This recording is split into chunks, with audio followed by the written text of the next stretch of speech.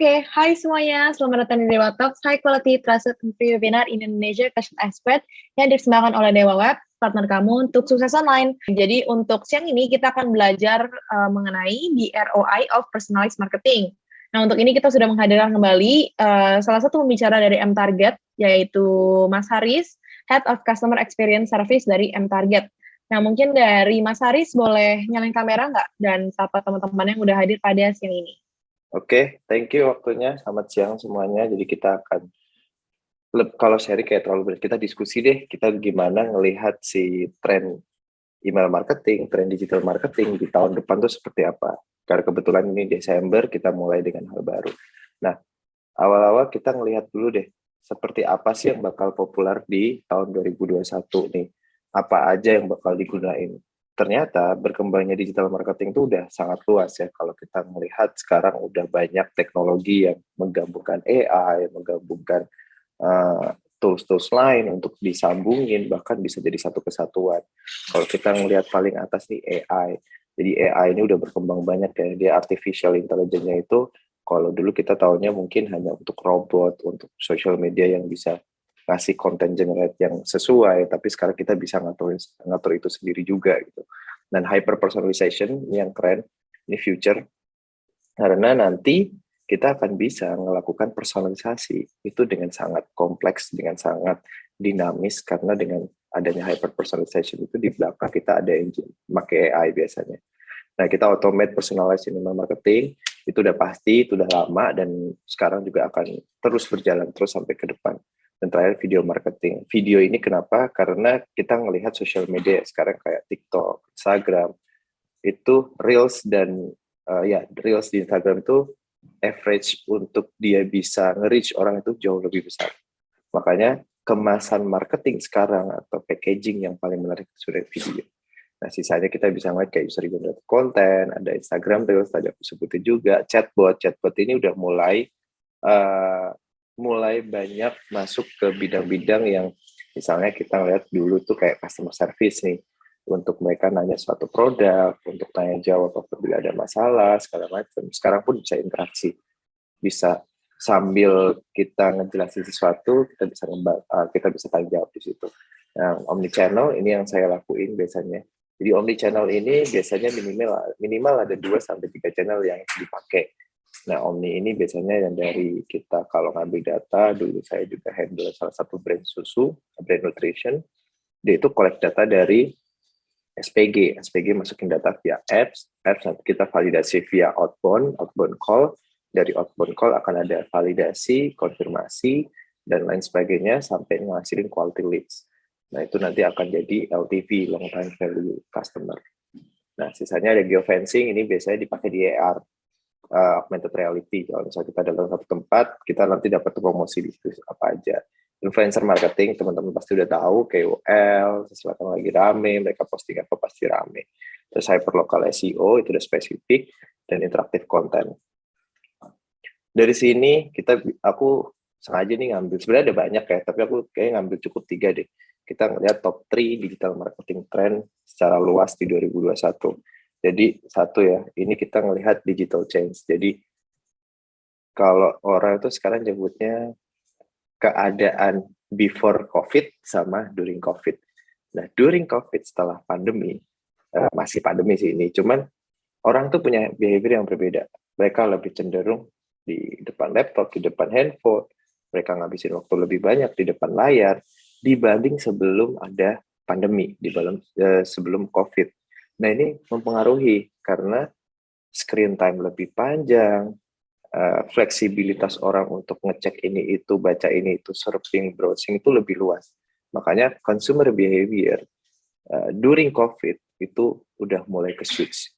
Nah, switch-nya seperti apa sih? Ini top 3 yang berkaitan. Mereka itu menjadi lebih demanding. Mereka itu lebih menjadi pengen cari tahu lebih dalam.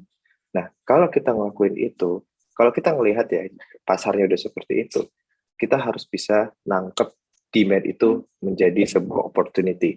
Misalnya real time insight nih, kalau di email itu kita nge-blast nih dalam 1 jam, di setiap detiknya malahan kita bisa dapat orang yang berapa ngeklik, berapa yang buka, berapa yang submit segala macam. Di sosial media pun gitu, kita bisa ngelihat berapa yang view, berapa yang ngeklik segala macam. Jadi real time insight itu penting banget.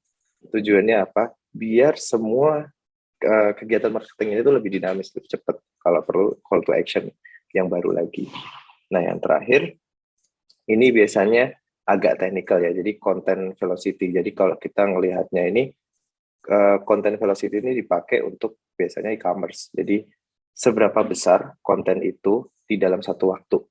Nah, kalau misalnya kita buka satu website, itu bisa berbeda teman-teman. Kalau ada temannya satu buka e-commerce, itu bisa tampilannya berbeda.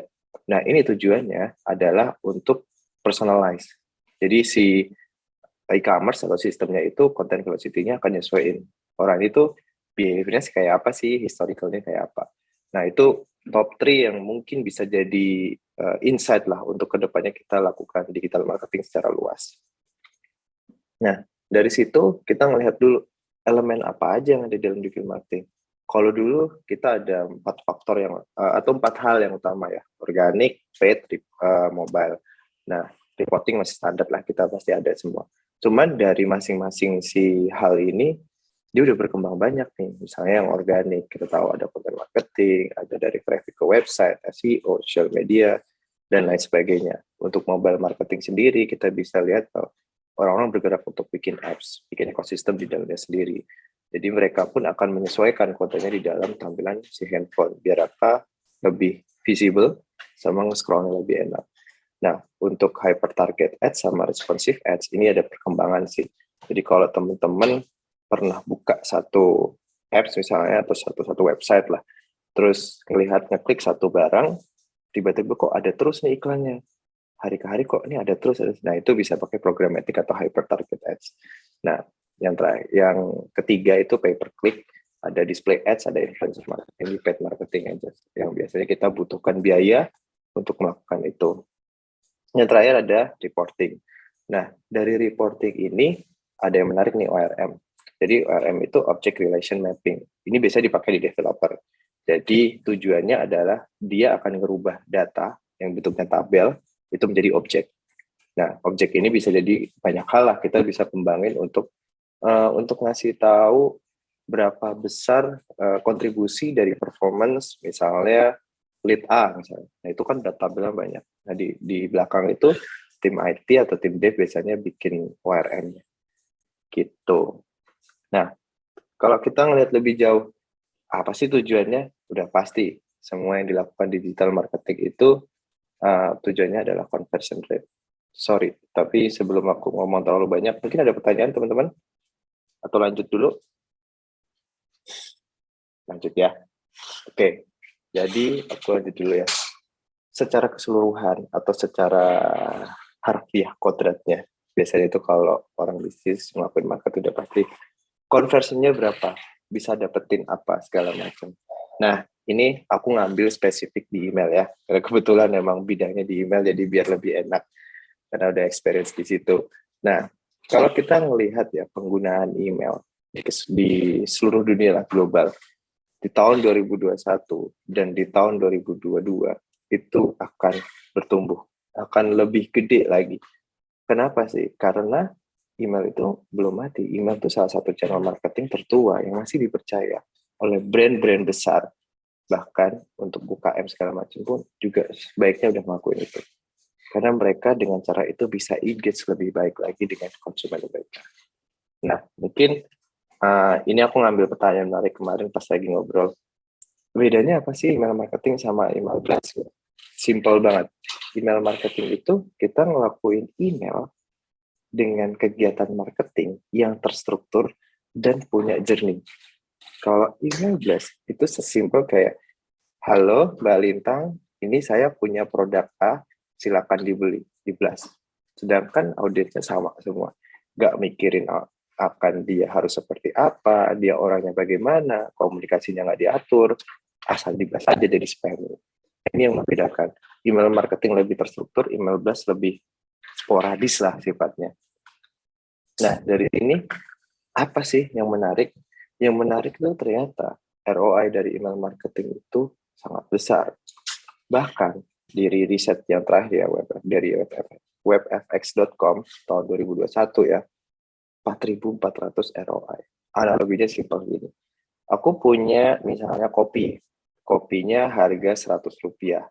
Ini aku mau blast ke 10 orang. Jadi kemungkinan kalau misalnya mereka beli semua 100 kali 10 ada 10.000 misalnya. Ada 1.000 orang yang akan beli nih. Ada 1.000 duit yang akan aku dapetin. Terus aku blast pakai email. Email harganya estimasi sekitar Rp20. 20 aku blast ke 10 orang. 20 kali 10 cuma 200 perak.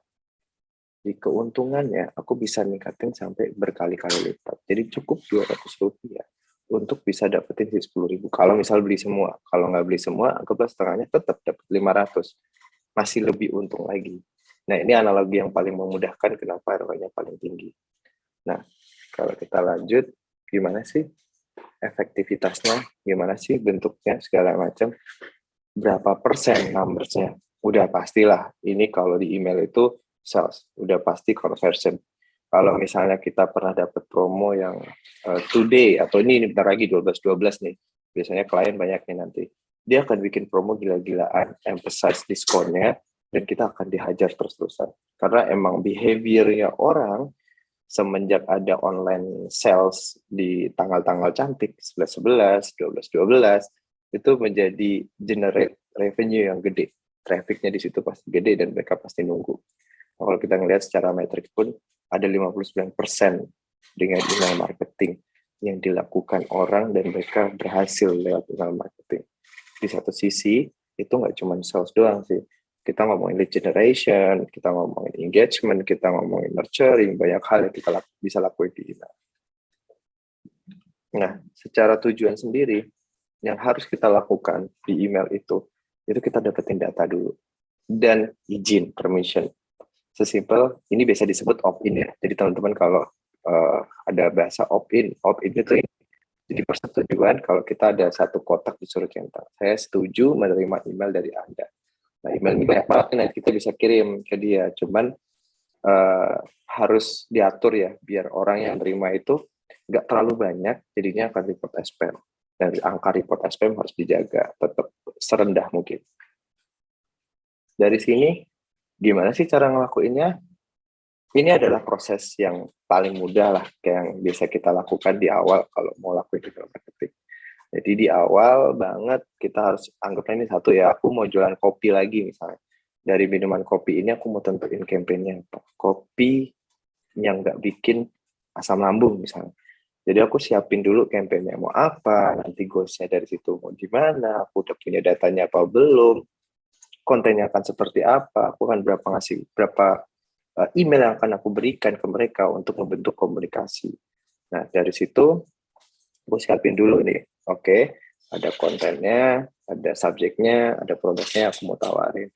Dari situ aku tes dulu, aku kirim dulu ke misalnya dari 100, ya aku kirim ke 20 dulu. 20 bukannya bagus nih, aku kirim lagi. 50, naik lagi misalnya. Oh, terus akhirnya aku bisa kirim 100. Jadi pelan-pelan kita coba testing apa aja yang perlu kita lihat, apa aja yang dilihat oleh user kita atau konsumen kita. Nah, dari situ kita bisa ngeset semuanya. Kita bisa set schedule, kita bisa ngirim langsung, kita bisa ngelakuin A/B testing juga. Kalau pakai tools email marketing kan udah ada tuh disediain biasanya. Aku mau pakai 2 konten, A sama B. Nanti di situ biasanya ada kayak bar yang kita bisa geser kanan kiri untuk melihat persentase. Yang di sini 25%, yang di sini 75%. Dalam satu hari, 1 kali 24 jam, aku kirim resultnya seperti apa, itu bisa ketahuan. Nah, ini yang biasanya aku lakuin untuk melihat lebih jauh gimana sih si user atau konsumen behavior dari suatu produk. Nah, yang keempat adalah kita harus tahu cara ngitungnya. Kita harus tahu cara ngukurnya. Karena kebanyakan orang yang ngelakuin digital marketing, mereka bingung. Apa sih benchmarknya yang bagus? Gimana sih cara ngelakuin email marketing yang bagus lah, yang kita bisa dapat angka yang pas itu seperti apa? To be honest, di dunia, di industri, di global, itu banyak banget parameter yang mempengaruhi. Misalnya gini, yang perlu teman-teman tahu ya kalau teman-teman ngelakuin email marketing, 20% untuk open rate, itu suatu angka yang bagus. open rate 20%, itu angka yang bagus. Itu bisa jadi benchmark. Tapi di dunia retail atau e-commerce, mereka tuh rata-rata di belasan. Jadi 13%, 12%. Kenapa? Karena kontennya terlalu banyak. Jadi dia harus keluarin terus. Kemungkinan orang akan fatigue. Tapi dari situ tetap konversinya gede. Karena email directly langsung ke inbox mereka. Kalau mereka nggak buka, akan nge-bold. Kalau mereka buka, ada penawaran menarik, mereka akan klik. Jadi itu udah behavior yang sangat kebentuk. Nah, mungkin teman-teman bisa research lebih lanjut lagi industrinya apa, karena dengan measure open rate dan click rate, click rate ini menarik sih. Click rate aku belum sebutin ya.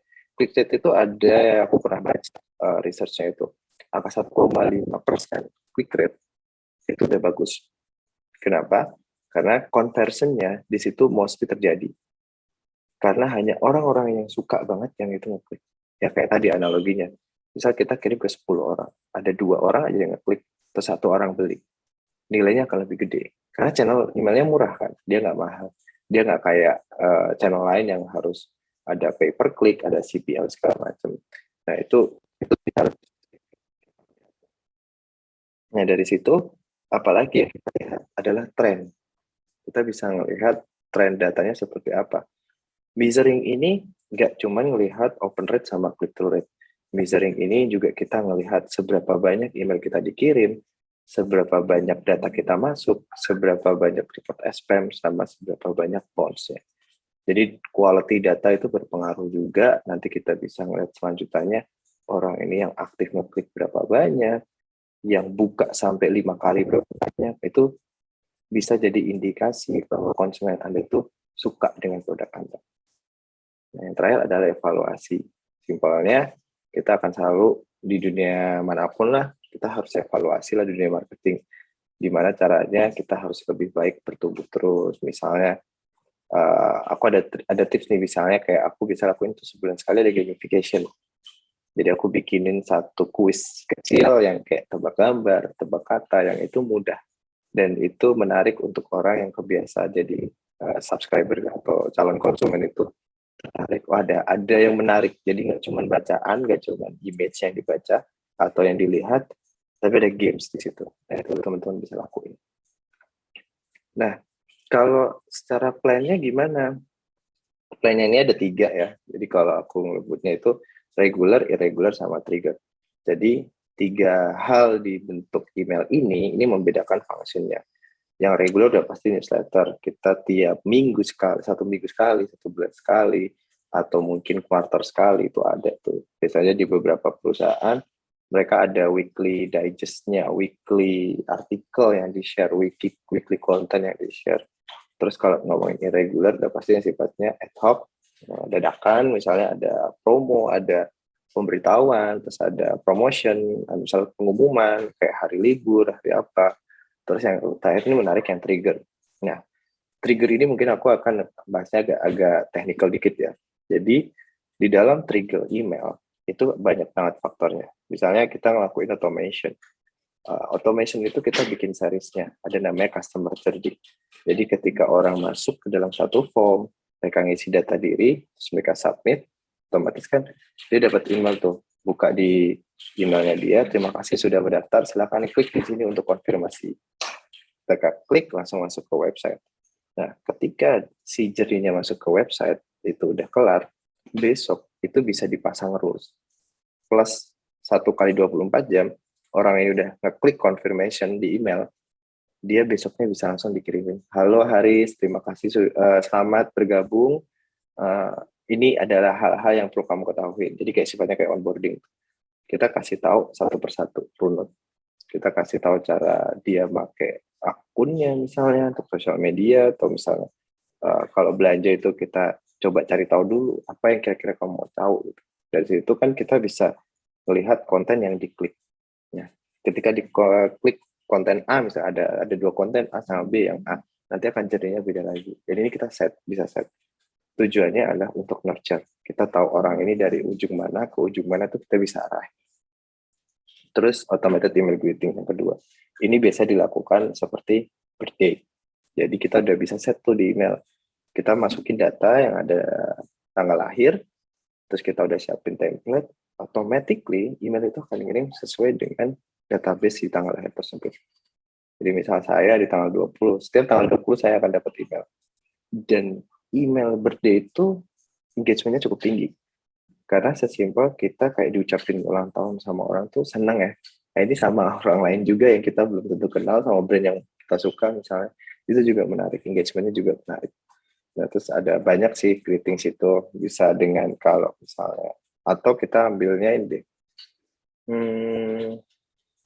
Kayak hari-hari besar keagamaan, hari-hari besar nasional, itu juga bisa dipakai autopilot.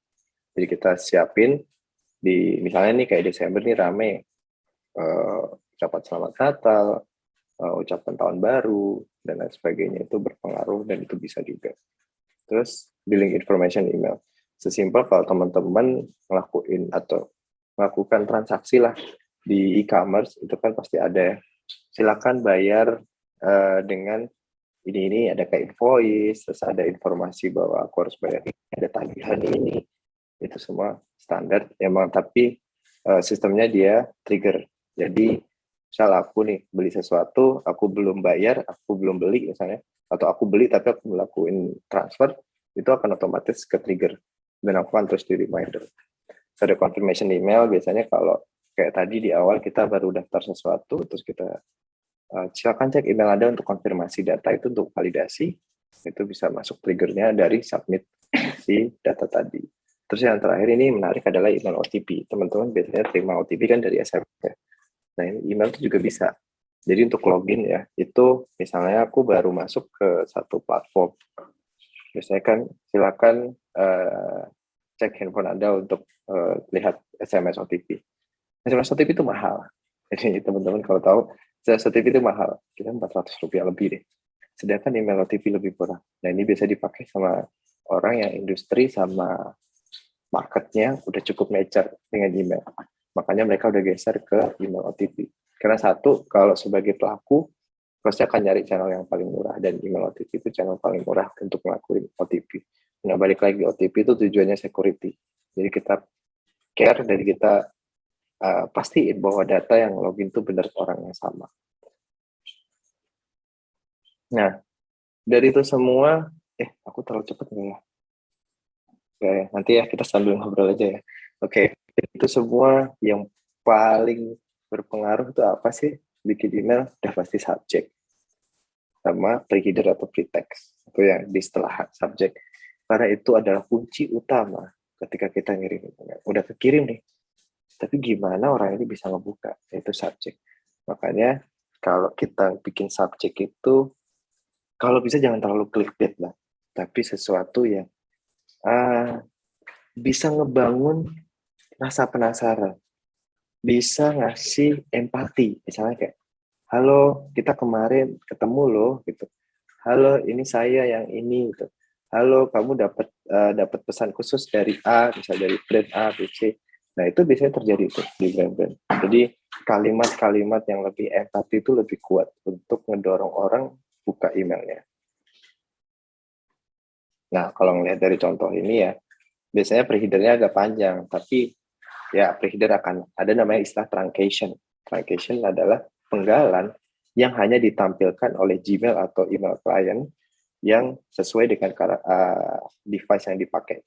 Kalau di browser dia akan lebih gede tuh. Kalau di mobile pasti lebih dikit. Makanya ada sebenarnya kayak rules do and don'ts-nya kalau teman-teman lakuin email marketing itu berapa karakter. Misalnya kalau aku yang pakai ya biasanya kayak 30 sampai 40-an karakter di subjek, sisanya di preheader agak banyak dikit. Penting di 2022 itu bakal kayak apa sih? Ini satu-satu ya kita coba breakdown. Di 2022 email marketing itu bakal lebih kompleks. Kompleksnya seperti apa? Satu, kita akan melihat gimana conversion itu terjadi. Butuh berapa banyak email yang harus dikirimkan untuk orang ini akhirnya beli sama produk kita. Atau orang ini akhirnya aktif dengan email kita. Mau ngeklik, mau buka, dia mantengin apa enggak, ada terjadi transaksi atau enggak. Nah, itu kita perlu lihat banget. Dan di sini kita harus lihat caranya, misernya tadi. berapa kali dia buka, berapa kali dia ngeklik, dia aktif sampai berapa lama, database sudah dari berapa lama, ada historical purchase atau enggak, nah itu bisa jadi measurement. Yang kedua, kita mulai personalization. Mungkin teman-teman udah terbiasa dengan email yang bisa nyebutin nama. Jauh daripada itu, kita bisa ngelakuin kayak misalnya nyebutin nama, nyebutin produk yang akan dia beli, nyebutin misalnya transaksi terakhir, itu semua bisa bisa di-query-in. Jadi kalau teman-teman udah belum terbiasa ya, personalisasi itu bisa sejauh itu. Jadi kita akan sangat bisa mengenal orang dan ngerasa dikenal. Karena activity-nya semua di-record di data, jadi kita bisa call semuanya di email. Selama ada field-nya dan selama itu relevan ya. Jangan terlalu banyak data juga yang terlalu di-spill. Biasanya cuma nama sama ya nama aja sih. Kalau aku biasanya pakainya ada gender kalau untuk memanggil bapak atau ibu. Oh ya, di Indonesia satu tips lagi, personalisasi yang katanya setelah saya ngelakuin survei, mereka paling sering buka adalah ketika dipanggil Pak sama Bu. Nah, ini untuk segmen yang mungkin agak formal, bisa dicoba tuh. Kita manggil pakai gender, kalau misalnya dinyebutin gender di datanya, male atau female, kita bikin sebagai field, dia sebut Pak atau Bu. Itu efektif. Coba deh. Terus yang ketiga, kita data driven marketing. Ini tren yang mungkin nggak akan mati lah, tapi makin tajam.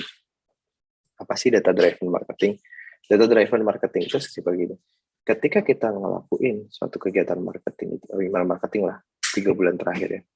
Misal data open rate-nya cuma 15%, terus kliknya 1%. Terus kita udah coba A/B testing untuk ngelakuin hal baru, dengan email baru, dengan konten baru, tapi naik cuma 1% nih. Nah, kita lihat dulu semuanya perjalanannya kayak gimana. Oh, ternyata paling banyak yang buka itu cowok. Bukan cowok. Lokasi di Jakarta, jamnya malam. Jadi produk yang kita jual ternyata yang orang-orangnya itu nyari ternyata di malam. Orang yang sering bacanya itu di malam. Nah, kemungkinan bukan orang kantoran nih. Kita harus nge-switch bahasanya.